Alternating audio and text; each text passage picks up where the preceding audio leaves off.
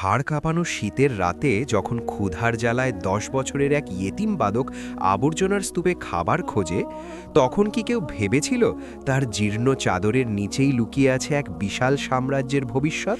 একটি শুকনো রুটি দান করার বিনিময়ে পাওয়া এক জং ধরা সাধারণ চাবি কিভাবে তাকে অন্ধকার কারাগার থেকে রাজসিংহাসনে পৌঁছে দিল? বিশ্বাসঘাতকতা আর ষড়যন্ত্রের বেড়াজাল ছিন্ন করে এক কাঠুরে বালক কিভাবে হয়ে উঠল ৩০০ বছরের পুরনো এক হারানো সালতানাতের আসল উত্তরাধিকারী? ভাগ্যের এই রোমাঞ্চকর এবং শিক্ষণীয় সফর জানতে আপনাকে ডুব দিতে হবে কাসিমের এই অবিশ্বাস্য কাহিনীর গভীরে। শহর জুড়ে তুষারপাত শুরু হয়েছে, সাদা চাদরে ঢাকা পড়েছে চারদিক, কিন্তু ১০ বছরের এতিম বালক কাসিমের গায়ে ছিল কেবল একটি ছিঁড়ে যাওয়া পুরনো চাদর। এই বিশাল পৃথিবীতে তার আপন বলতে কেউ ছিল না। সে শহরের সবচেয়ে নিষ্ঠুর ব্যবসায়ী শেঠ হাসিমের আস্তাবলে ঘোড়া পরিষ্কারের কাজ করত। বিনিময়ে জুটত কেবল ২টি শুকনো রুটি, তাও যদি শেঠের মন ভালো থাকত। এক রাতে প্রচণ্ড ক্ষুধায় কাসিম যখন কাঁপছিল, তখন সে আস্তাবলের এক কোণে আবর্জনার স্তূপে একটি রূপোর মুদ্রা খুঁজে পায়।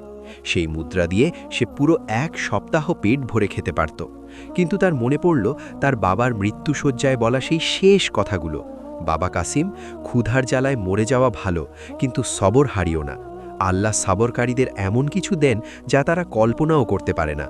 কাসিম দীর্ঘশ্বাস ফেলে মুদ্রাটি সেখানেই রেখে চলে আসে। এটি ছিল তার ধৈর্যের প্রথম কঠিন পরীক্ষা। পরদিন শেঠ হাসিমের বাড়িতে এক রহস্যময় দরবেশ এলেন। তার চোখের জ্যোতি ছিল অন্যরকম। তিনি সবার কাছে তাদের সবচেয়ে মূল্যবান সম্পদটি চাইলেন। শেঠ হাসিম তাকে উপহাস করে তাড়িয়ে দিল। দরবেশ যখন আস্তাবলের পাশ দিয়ে যাচ্ছিলেন, তখন কাসিম তাকে দেখতে পায়। দরবেশ তাকে জিজ্ঞেস করলেন, বাবা, তোমার কাছে কি দেওয়ার মতো কিছু আছে? কাসিম লজ্জিত হয়ে মাথা নিচু করে বলল, বাবা, আমার কাছে তো কেবল এই একটি শুকনো রুটি আছে। আপনি ক্ষুধার্ত হলে এটি গ্রহণ করুন। কাসিম তার সারা দিনের একমাত্র খাবার সেই শুকনো রুটিটুকু দরবেশকে দিয়ে দেয়। দরবেশ খুশি হয়ে রুটিটিতে চুমু খেলেন এবং কাসিমের হাতে একটি পুরনো জং ধরা চাবি দিয়ে বললেন, এটি তোমার সবরের বীজ। যখন তোমার ধৈর্যের পরীক্ষা চূড়ান্ত সীমায় পৌঁছবে, এই চাবি তোমাকে তোমার ভাগ্যের দুয়ারে নিয়ে যাবে। তবে মনে রেখো, প্রাণ গেলেও এই চাবি কখনো বিক্রি করো না। সেই রাতেই শেঠ হাসিমের বাড়িতে এক বিশাল হীরা চুরি হয়ে গেল। সারা বাড়িতে তল্লাশি চালানো হলো। যখন আস্তাবলে কাসিমের পকেটে সেই জং ধরা চাবিটি পাওয়া গেল, তখন শেঠ চিৎকার করে বলল, এই ছেলেই চোর, এটি নিশ্চয়ই কোনো সিন্দুকের চাবি। কাসিম অনেক অনুনয় করল, কিন্তু কেউ তার কথা শুনল না। সৈন্যরা তাকে বেধড়ক মারধর করে শহরের গভীর অন্ধকার কারাগারে নিক্ষেপ করল। কারাগারে কাসিমের দেখা হলো এক বৃদ্ধ কয়েদির সাথে, যার দাড়ি মাটি ছুঁই ছুঁই। সেই বৃদ্ধ চাবিটি দেখে অবাক হয়ে বললেন, বালক, এটি সাধারণ কোনো চাবি নয়। এটি হলো সেই ৩০০ বছর ধরে নিখোঁজ থাকা হারানো সালতানাতের গোপন তাহাখানার চাবি। তবে সেই তাহাখানায় পৌঁছতে হলে তোমাকে মৃত্যুর কূপ পার হতে হবে। হঠাৎ কারাগারের দরজা খুলে গেল। সুলতান জালালউদ্দিন কাসিমকে দরবারে তলব করেছেন।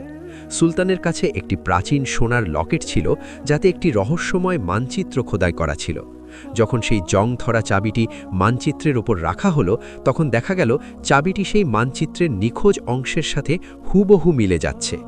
সুলতান বুঝতে পারলেন এটি সেই প্রাচীন তিলিস্মি সিন্দুকের চাবি, যা কেবল সেই ব্যক্তিই খুলতে পারবে যার হৃদয়ে কোনো লোভ নেই।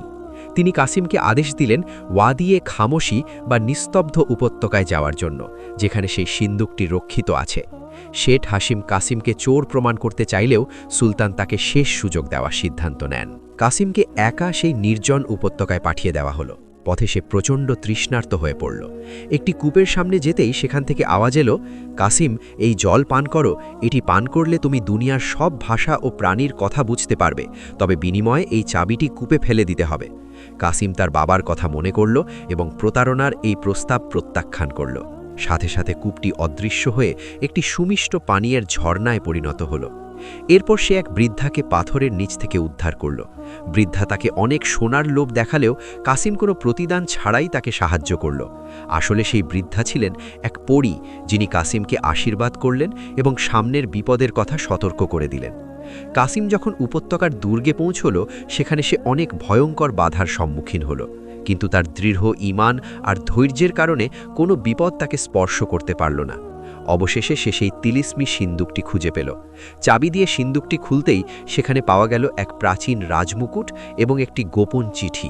চিঠি পড়ে কাসিমের চোখের পানি থামছিল না। সেই চিঠিতে লেখা ছিল, হে আমার পুত্র কাসিম, যদি তুমি চিঠি পড়ছ তার মানে তুমি সবর আর সত্যতার পরীক্ষায় উত্তীর্ণ হয়েছ। আমি শাহ আলম, এই সালতানাতের আসল উত্তরাধিকারী। আমার উজির বাখতাওয়ার আমাকে বিষ খাইয়ে সিংহাসন দখল করেছে। আমার অনুগত খাদেম তোমাকে বাঁচিয়ে এক গোপন বস্তিতে পাঠিয়েছিল। কাসিম বুঝতে পারল সেই রহস্যময় দরবেশ আসলে তার বাবার অনুগত সেই খাদেমই ছিলেন, যিনি দীর্ঘ বছর ধরে তাকে আড়ালে থেকে পাহারা দিচ্ছিলেন। ইতিমধ্যে বিশ্বাসঘাতক উজির বাখতাওয়ার তার বিশাল সৈন্যবাহিনী নিয়ে উপত্যকায় পৌঁছে গেল। সে কাসিমকে সেই রাজমুকুট দিয়ে দিতে বলল, কিন্তু কাসিম দমে গেল না। জাদুকরি চাবি থেকে এক তীব্র আলো বিচ্ছুরিত হল, যা সৈন্যদের চোখ ধাঁধিয়ে দিল। কাসিম সেই সুযোগে ঘোড়া ছুটিয়ে সুলতান জালালউদ্দিনের দরবারে পৌঁছল। দরবারে যখন কাসিম সেই রাজমুকুট আর বাবার চিঠি পেশ করল, তখন সবাই স্তম্ভিত হয়ে গেল। তবে বাখতাওয়ার দাবি করল যে কাসিম একজন সাধারণ কাঠুরে, সে রাজপুত্র হতে পারে না। তাকে শেষ একটি পরীক্ষা দিতে হবে, জাদুকরি আংটি পরার পরীক্ষা। এই আংটি কেবল সেই ব্যক্তির আঙুলে ফিট হতো যে প্রকৃত রাজবংশজাত। বাখতাওয়ার নিজে আংটিটি পরার চেষ্টা করে ব্যর্থ হয় এবং তার আঙুল দিয়ে রক্ত বের হতে লাগল। কিন্তু কাসিম যখন বিসমিল্লা বলে আংটিটি স্পর্শ করল, তা মোমের মতো গলে গিয়ে একদম ঠিকমতো তার আঙুলে বসে গেল। সুলতান জালালউদ্দিন নিজের ভুল বুঝতে পেরে সিংহাসন ছেড়ে দিলেন এবং কাসিমের সামনে মাথা নত করলেন। বিশ্বাসঘাতক বাখতাওয়ারকে সেই অন্ধকার কারাগারে পাঠানো হলো এবং ইয়েতিম কাসিম হারানো সালতানাতের বাদশাহ হিসেবে ঘোষিত হল। কাসিম বাদশাহ হয়ে প্রথম কাজ হিসেবে সেই দরবেশকে খুঁজল, কিন্তু দরবেশকে আর পাওয়া গেল না। তবে স্বপ্নে তিনি কাসিমকে বললেন, এই সিংহাসন তোমার জন্য পুরস্কার নয়, বরং এক বড় দায়িত্ব। কাসিম সারা জীবন গরিবদের সেবা এবং ইনসাফের সাথে রাজ্য পরিচালনা করে এক মহান ইতিহাস তৈরি করল। কঠিন সময় মানুষকে ভেঙে ফেলার জন্য নয়, বরং তাকে খাঁটি সোনা হিসেবে গড়ে তোলার জন্য আসে। যারা কষ্টের সময়ও ধৈর্য হারায় না এবং কেবল আল্লাহর ওপর ভরসা রাখে, আল্লাহ তাআলা নিজ কুদরতে তাদের ধুলো থেকে তুলে সিংহাসনে বসিয়ে দেন।